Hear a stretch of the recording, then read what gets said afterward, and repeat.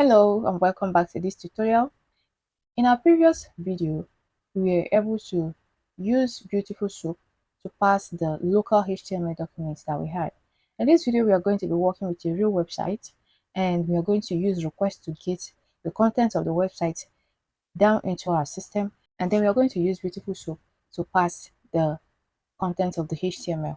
Now, also, we are not going to stop there. We are going to write the result of our scripting into a CSV file, and the images we are also going to download from the script. So without further ado, let's get to business.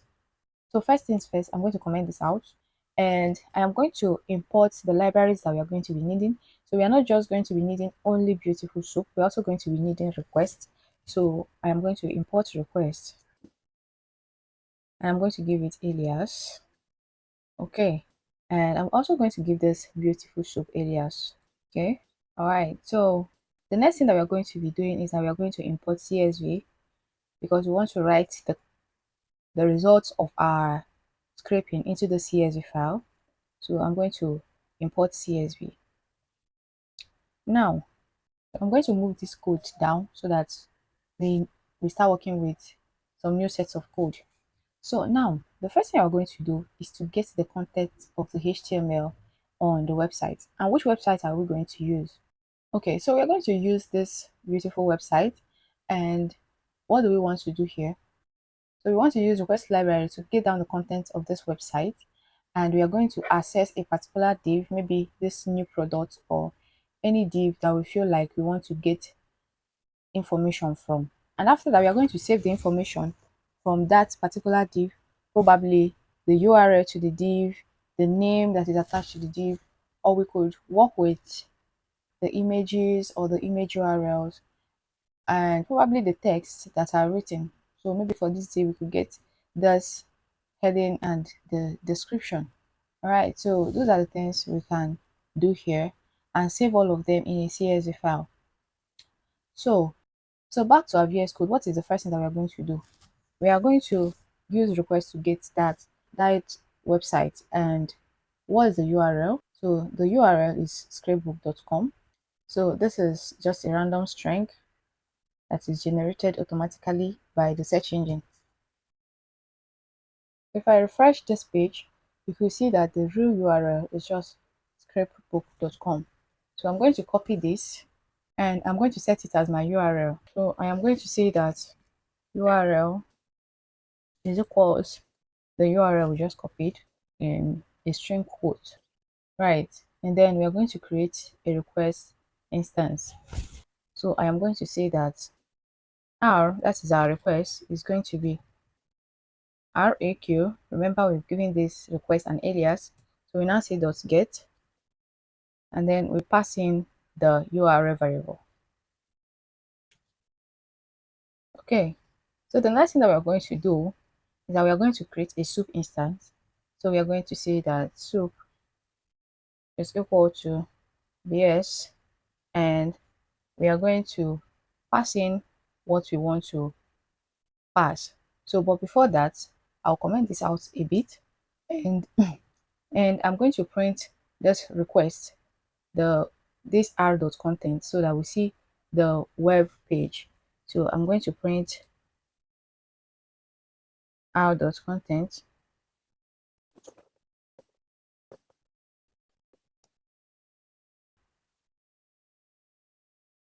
So if we print this, we see our source code here. So the next thing that I'm going to do is that I am going to pass in this content here, and it is going to be our soup instance. So I'm going to uncomment this, and instead of the HTML document that we passed before, I'm going to pass in this request response.content, and I'm going to pass in my HTML parser. Okay, so I'm going to get rid of this point statement, and I'm going to write one very quick command: soup prettify, and I'm going to clear this terminal. So if I run this, we will have a much more organized HTML structure. So I'm going to print this soup.prettify, and I'll save and run this. So now you have a much more organized HTML structure other than what we were seeing before. Okay, so now that we can see everything from this HTML, we can see all the divs and LIs and basically everything that is on that page. So any tag that you want to access or even a class that you want to access, you can decide to access it through this tag. But the main thing is that you now see that this r.content is now our HTML script. So now I'm going to clear again. And the next thing that we are going to do is to go back to the browser to look at the particular div that we want to access. And here on my browser, I would like to access this div with beautiful cards. So I'm going to inspect this div. So and with this, once I'm hovering over a particular item, that item is being highlighted on the browser. So I am going to close all of this out, and I'm going to start inspecting them one after the other. So this entire section is this section that I just hovered on. So you can see that section is highlighted. So and there are different divs there.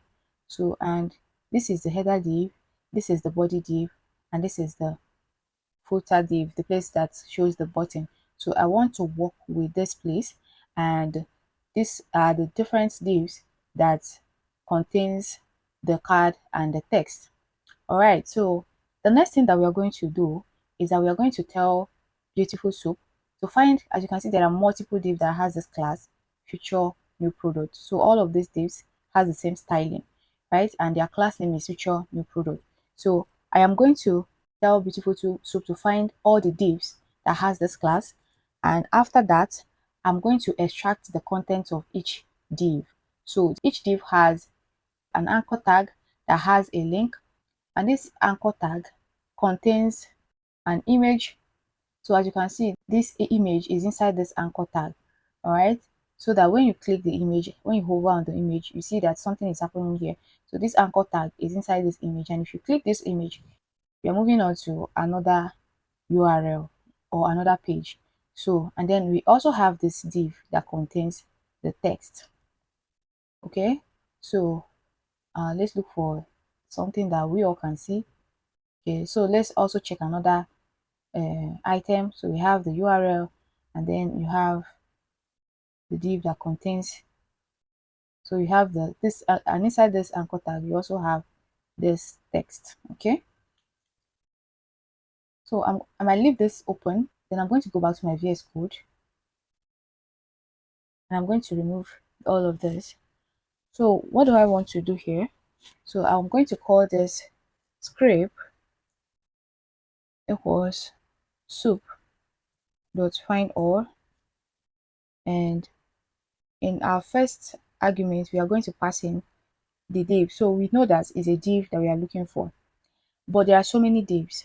So we can also add the class attribute here, and here we are going to write an underscore and say that the class we are looking for is the future new product class. So we are going to look for all the div of class future new product.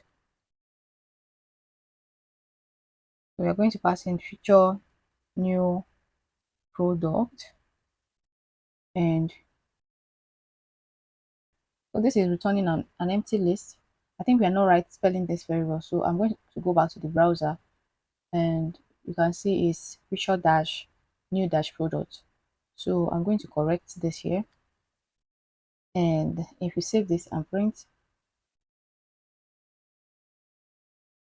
so we have all of the divs that contains that future new product. So you can see that inside one div, you have an anchor tag, and the anchor tag contains an image tag and a div tag, okay, with their different unique values. So without further waste of your time, I'm going to access some of the items that are inside this. So I'm going to try to print all the A tags, the image tags, and the text contents of the divs. So I'm going to, because as you can see, it was a list that was returned. So I'm going to loop over the list. So I am going to say for item in script, then I'll write my colon, and I'm going to say that a tag should be the item.find, and I'll find the a there. Okay, and image is equal to a tag dot find image, and that is because this image is found inside the a tags. All right, so we could look at it, and you can see now that we have an a tag inside this class, and then an image tag inside the a tag. So we can also get the div tag, and we are going to write text equals a tag dot find div, and we are going to use the dot get text here, right? And we are going to set our strip to be true to clear white spaces. And right now I am going to print all this variable. So I am going to print all of them inside this loop. So I'm going to say print. So I'm going to print in a formatted string a tag, and I'll put my colon, passing the a tag variable, and image, and passing my colon, and then passing the image, and also text. So text a tag, put my colon, passing the text. So if we run this, so we have all the items from inside each of the divs. Okay, so if you see a tag, you see, so the a tag, you see just the a tag, right? So the entire a tag. Then you have image is the entire image tag, and then the text, right? So you have the text here that says hot cherry blossom switch, and the other one new from cosmic Hema. Right, so I am going to clear all of this out, and the next thing that I'm going to do is to write this information that I just got here into a CSV file. And what I'm going to do is that I am going to open up a CSV file before this loop. So I'm going to say with open, and I'm going to call the CSV file script.csv, right? And I'm going to open it in write mode, and I'm going to set new line to nothing so that we won't have extra lines. And I might pass in another parameter because it's coming from the web. So I'm going to say encoding equals, so I'm going to say equals UTF-8, and I'm going to say as file.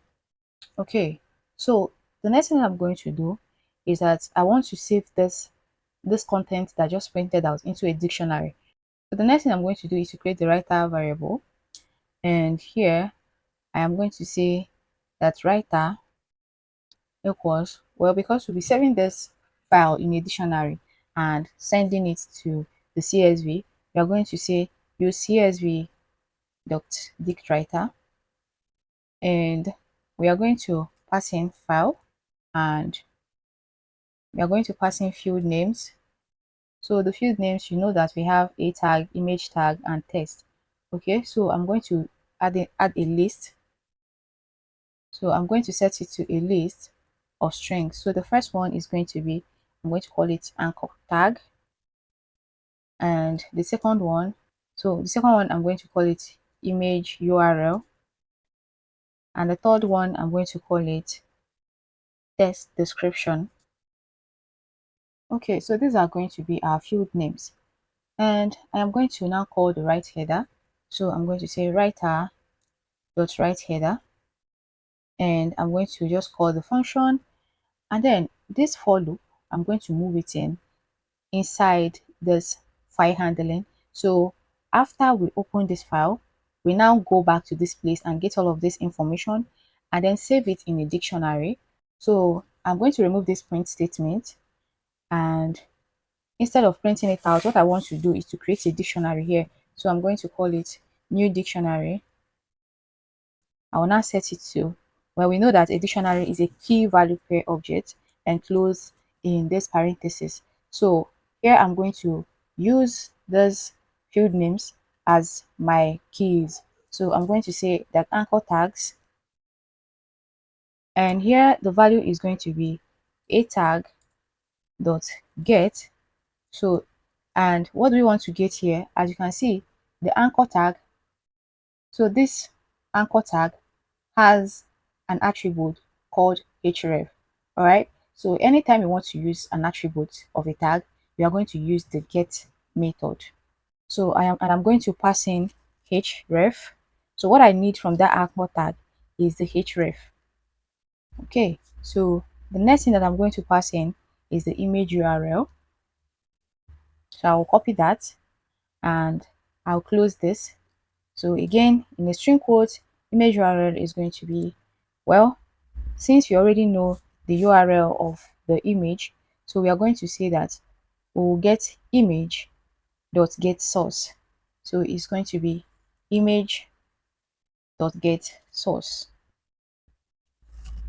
Okay, so let's go back there. Again, when you come to this image, this source is an attribute. So we are using this to get the source. So this source is going to be future image, blah, blah, blah, blah. Okay. So the next thing that we are going to do is that, well, since you're already getting the actual text here as text, we don't need to get again, or we don't need to find again. So text description is going to be just this text here.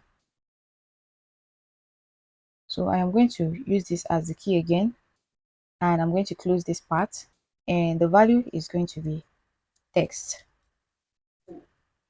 Okay, now we have a new dictionary and we want to write it into the CSV file. So the next the next CSV method that we are going to be using is the write row method. So I'm going to say writer dot write row, and I'm going to move this in a bit, and then I'm going to pass in the new dictionary. So I'm going to save this and run. And now we have a new CSV file here created for us, and we have all the information that we got. So I'm going to go to my main UI and I'll open this in a CSV file. And here we see this script.csv. So if we open it, we can see a neatly formatted CSV file. So we have all the items there. So we see the anchor tags. We are going to expand this so that we see all of the anchor tags. Okay, so we have image URLs. They are quite lengthy, so I'm just going to expand this very well, right? And then we're also seeing all the descriptions from that page. So this is what you can do with your web scraping tools. So if for any reason you need such information, you can just use your script to get everything down to your system, and then you use it for whatever reason that you want. So the next thing that we are going to do is that we are going to try to get all the images down. As you can see, what we had in that CSV file was just the image URLs. Okay, so how can we achieve that? The first thing that we're going to do is to create a file name for all of them. I'm going to say that file name is script image. So I'm going to use small letter underscore image. All right. And so I'm going to initialize a count so that it's going to attach numbers to the images and give them unique names. So I'm going to say count is equal to 1. All right. So the next thing I'm going to do is to write a for loop. So I'm going to say for item in script. So this script here is working directly with the div and the class of this. Okay, so I will go and find the image tag directly and also the source variable. So I'm going to say image is equals item dot find, and I'll pass in the image tag, and I'm going to create another variable. Image URL is now going to be image source. So I remember we are accessing it as a dictionary. So we could say dot get source, right? Just like we did here. And we pass in source, or we can say image and we access the source attribute as if we are indexing a dictionary. All right. So the next thing that I'm going to do is that I'm going to initialize a file creation. So, and I'm going to say that new file will be, well, a string, and it's going to be to comprise of this file name. So all of them, their file name is going to be script image, right? And we'll now add one or two or three or four. So I will now add count, and then I will now add .png. So we want all this to be the file name. Okay, so the next thing we're going to do is that we are going to increment count, so that anytime we run through this loop, the number of count will be incremented. So I'm going to say count plus is equals 1, and I'll now create an image link. So image link, and I'll set it to the URL of that website, right, plus image URL. So remember that we have this URL variable up here. Okay, so I will show you shortly. So I am going to say that the image link is going to be URL plus image URL. Okay, so and I'm going to quickly show you why we have these two strings concatenated together. And after I combine this URL plus the source of this image, so remember that this source is something like future slash images slash this, right, dot jpeg. So and then the URL is bookstrapy.com, right? So if I combine the two together, we are going to be seeing something like this: bookstrapy.com slash feature. So I'm going to quickly get the content of that source, and I'm going to copy it. So I'll have something like this by concatenating the string. So you see that this image is sitting on this bookstrapy.com on the feature folder and image folder, and we now have this image name. So if I copy this link now and look for it on the browser, and I paste this here, so you see we have this image. All right, I'm going to remove this, and then because we have already combined this image source with the URL, so and we are now going to make a new request in here. All right, so and now we are going to call it new request, and we're also going to use the request again dot get, just like we made the first request, and this time around we are requesting for the image link. Okay, so and if I print this new request dot content, that is the response from this, and we say dot content. So I'm going to comment out, I don't know if I have another print statement. So and I'm going to run this.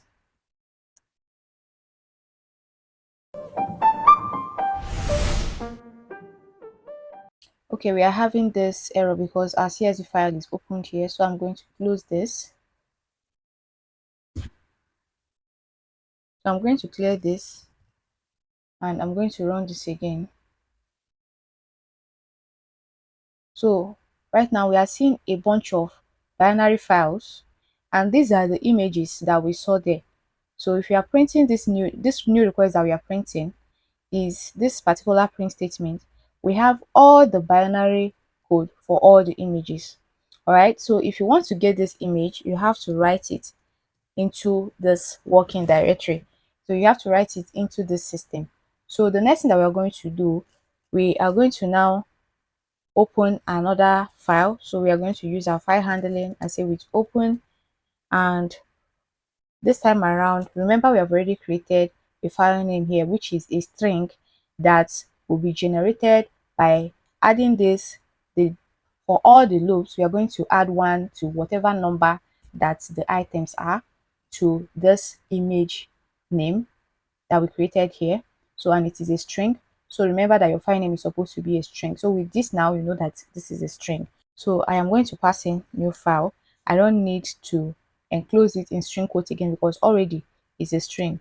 Then I'm going to open it in write mode, but this time around it's not just write, we are going to write binary. So WB is write binary. So and then I'll say as file. Okay, so the next thing that we are going to do is to just write into this file, and I am just going to say writer. So, and it is going to be equals file.write, and then we are passing in something here, and it is going to be the content that comes from this. That is what we printed. So we are going to create the variable, and we say that image is going to be that new request.content that we printed, and that is here. So we could add this directly here, or we just pass in this image variable. So if we save this and run it, so now you can see we have different images being written for us, right? So if you open this, so we can see the different images that were on those divs beautifully created for us locally on our system. Okay, so this is how you can play around with your beautiful soap, scraping your data and writing them into a file locally in your system. All right, so thank you so much for watching this video. It's been quite a long one. So see you in the next one.